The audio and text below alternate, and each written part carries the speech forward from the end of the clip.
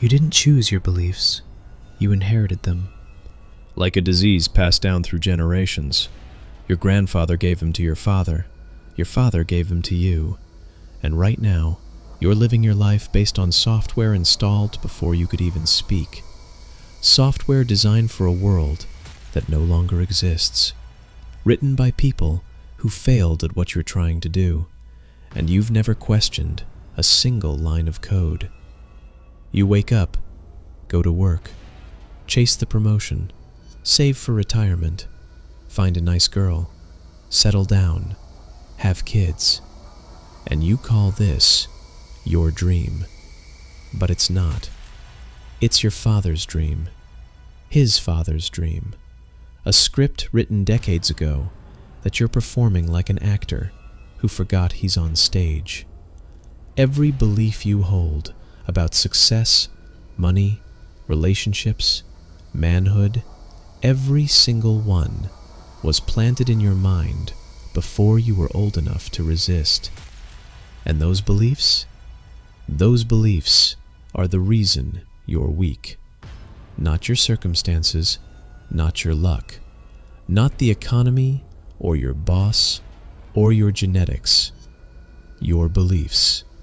The invisible prison you can't escape because you don't even know you're locked inside. Today, we burn it down. Every inherited belief, every unexamined assumption, every truth you never questioned. This is Nietzsche's most dangerous insight, and once you see it, you can never go back to sleep. Let me show you the cage. Close your eyes and finish this sentence. Success means... What did you say? Let me guess. Good job. Nice house. Stable income. Married. Kids. Respected in the community. Comfortable retirement. You said some version of that. And you think that's your belief, your value system, your definition of a good life. It's not. That's your parents talking. Their parents before them. The entire 20th century middle-class script downloaded into your brain before you turned 10. You never chose it. You absorbed it. From Sunday dinners and report cards, and every adult who asked, "What do you want to be when you grow up?" And the acceptable answers were all the same. Doctor, lawyer, engineer, businessman, respectable, safe, secure. Nobody said conqueror. Nobody said dangerous. Nobody said free. And now you're 30 or 40, chasing a dream that was never yours, working a job you hate to buy things you don't need, to impress people you don't like, living in a cage you built yourself, using blueprints you never examined. And you call this adulting, responsibility, growing up. No, this is slavery. Slavery to beliefs you inherited from people who died disappointed. Here's what you believe about money. Money is the root of all evil. Rich people are greedy. You can't be wealthy and be a good person. Money doesn't buy happiness. It's not about the money, it's about the principle. You believe some version of that, and you know where that came from? Poor people. Your parents. Their parents. People who never had money, creating stories about why not having it was actually noble. Sour grapes philosophy. The fox who can't reach the grapes decides they're probably sour anyway. So you inherited poverty consciousness, the belief that wanting money is dirty, that ambition is greed, that wealth is morally suspect. And now you're broke, not because you can't make money, because you believe you shouldn't want to. You sabotage yourself, Turn down opportunities. Don't negotiate.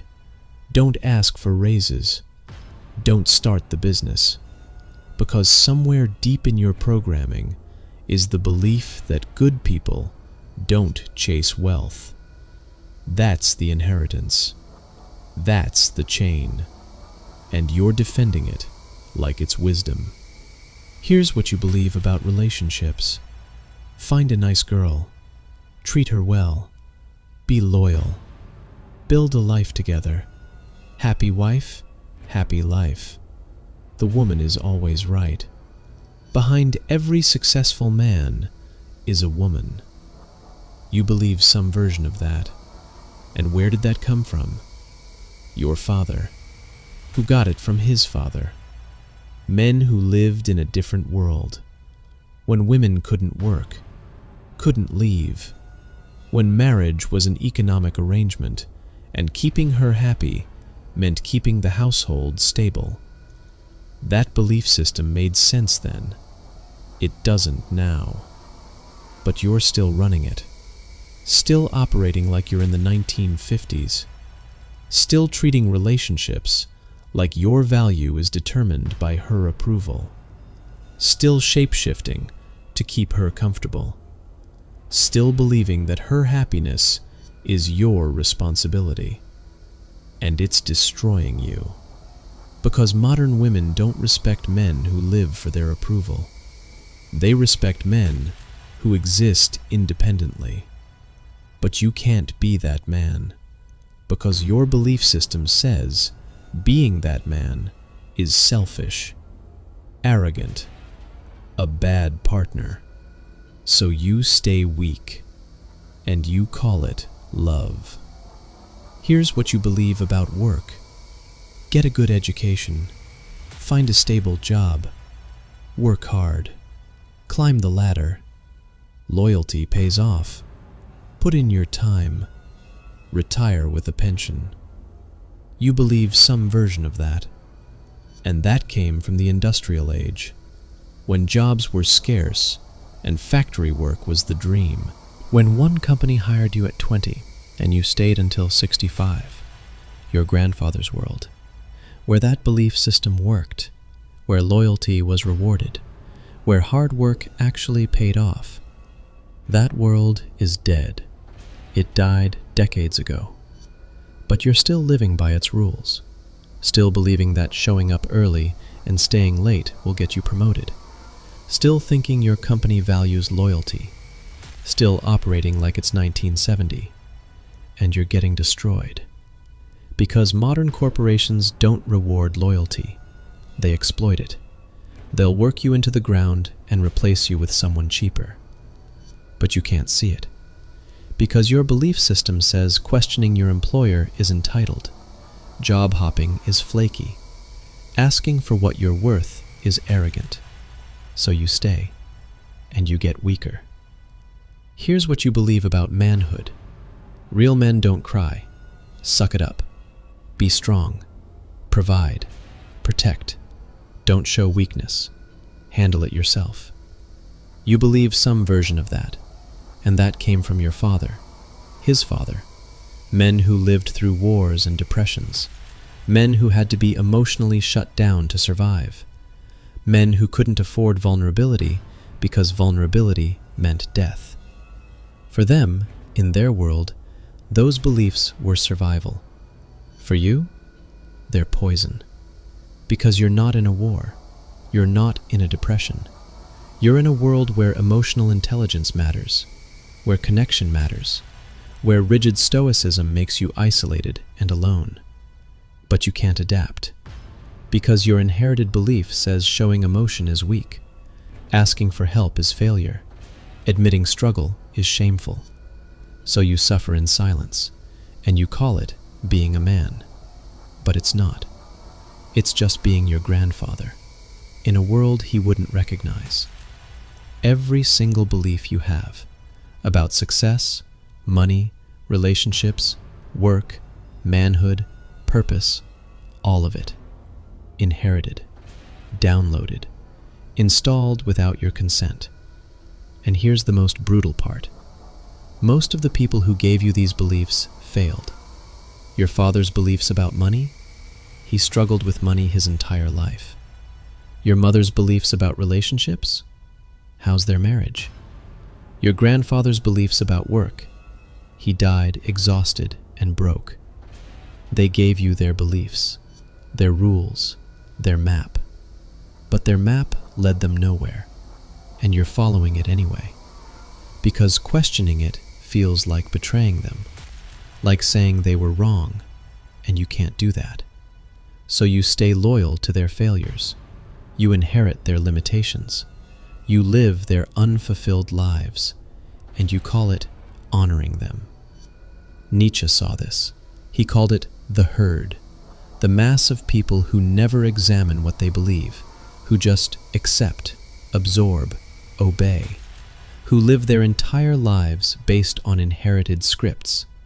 And he said, the unexamined life isn't worth living, because if you never question your beliefs, you're not living your life. You're performing someone else's. You're a puppet, and the puppet master is dead, but the strings are still attached, and you're still dancing. Here's the question that changes everything. Why do you believe what you believe? Not what do you believe? Why? Where did it come from? Who taught you? What was their agenda? What world were they living in? Did it work for them? And most importantly, does it work for you? Take any belief you have, trace it back, all the way back, to the exact moment it entered your mind. Who was there? What did they say? What were they trying to accomplish? And be honest, brutally honest. Most of your beliefs came from people who were trying to control you. Your parents wanted you obedient, so they taught you beliefs that made you compliant. Your teachers wanted you manageable, so they taught you beliefs that made you fit in. Your religion wanted you devoted, so they taught you beliefs that made you guilty. Your culture wanted you predictable, so they taught you beliefs that made you safe. None of them wanted you free. None of them wanted you powerful. None of them wanted you dangerous. Because free, powerful, dangerous men don't obey. And obedience was always the goal. Let me show you how this plays out every single day. You're in a meeting. You have an idea, a good idea, but you don't share it. Why? Because you believe speaking up when you're not the senior person is overstepping. You believe waiting your turn is respectful. You believe being humble is professional. Who taught you that? Someone who wanted you quiet. And now you're invisible. You're scrolling social media. You see someone successful, rich, fit, living the life you want, and you feel something. Resentment, judgment. That's not real success. They probably cheated, sold out, got lucky. Why? Because you believe success without struggle is illegitimate. You believe if it looks easy, they didn't earn it. You believe suffering is the only valid path. Who taught you that? Someone who suffered and needed to make it noble. And now you resent everyone who has what you want instead of learning from them. You're on a date. She says something you disagree with, completely disagree with. But you nod, you smile. You say, that's interesting. Why? Because you believe disagreement is conflict. You believe conflict is bad. You believe maintaining harmony is more important than expressing truth. Who taught you that? Someone who is afraid of your anger. And now you're dishonest in every relationship you have. Every day, hundreds of moments, where you act based on beliefs you never chose. Beliefs that keep you small, safe, weak. And you defend them. You rationalize them.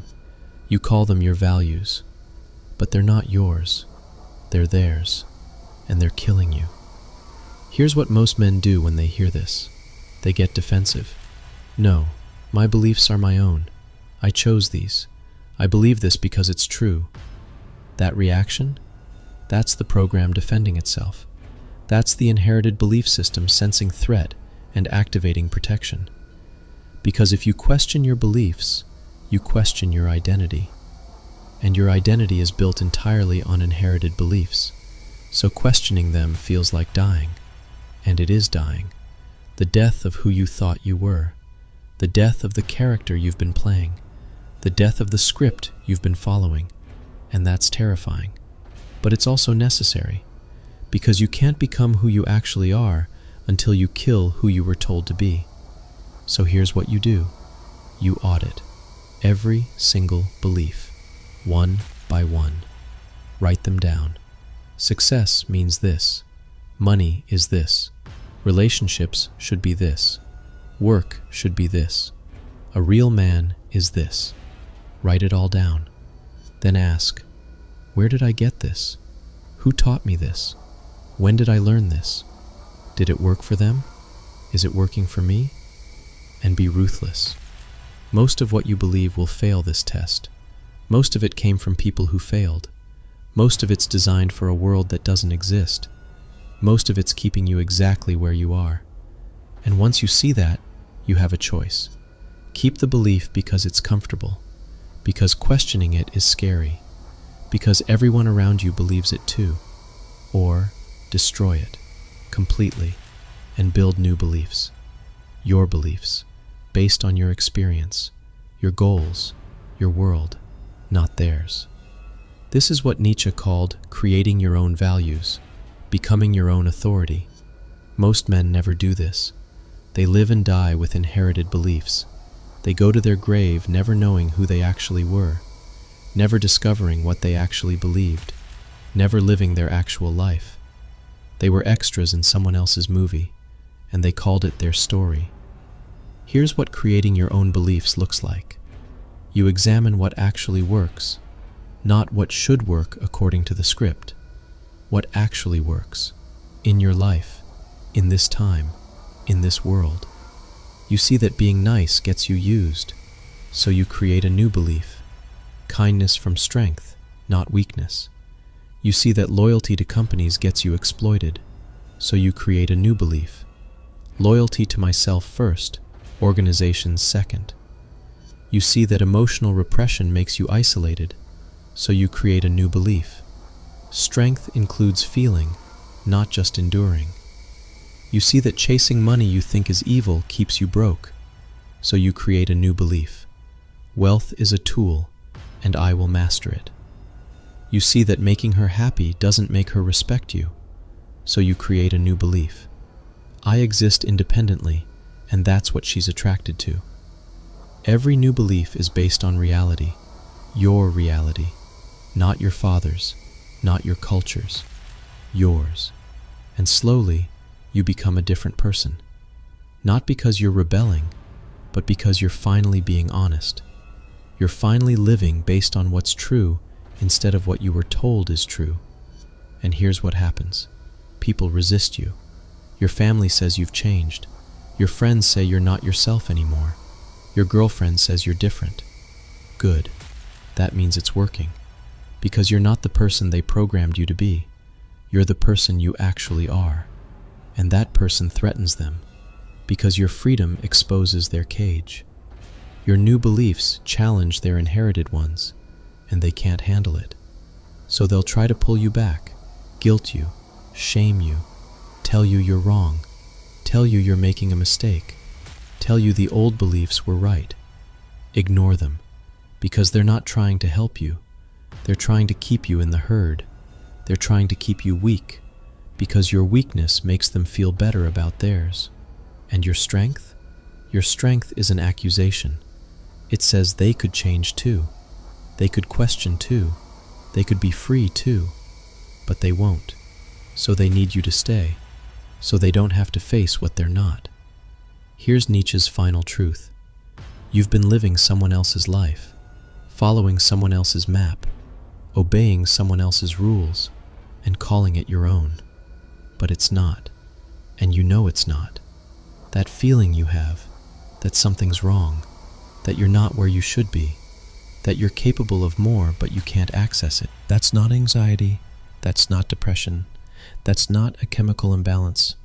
That's your actual self. screaming from underneath the inherited beliefs, trying to break free, trying to tell you the truth. You're in the wrong life, following the wrong script, living the wrong story. And until you examine every belief you have and destroy the ones that aren't yours, you'll stay there, weak, frustrated, wondering why doing everything right feels so wrong. Your beliefs are keeping you weak. Not all of them, but most of them. The ones about success, money, relationships, work, manhood. The ones you never questioned. The ones you inherited. The ones that worked for someone else in some other time, but don't work for you now. Those beliefs are chains, and you're defending them like they're treasures. Stop. Question everything, especially what you never questioned before. Trace every belief to its source, and if the source is someone who failed, destroy the belief. Build new ones, yours, based on what actually works in your life right now.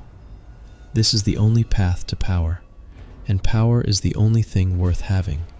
If this made you question everything you believe, good. That's the point. Most men will watch this, feel uncomfortable, and go right back to their inherited scripts. Don't be them.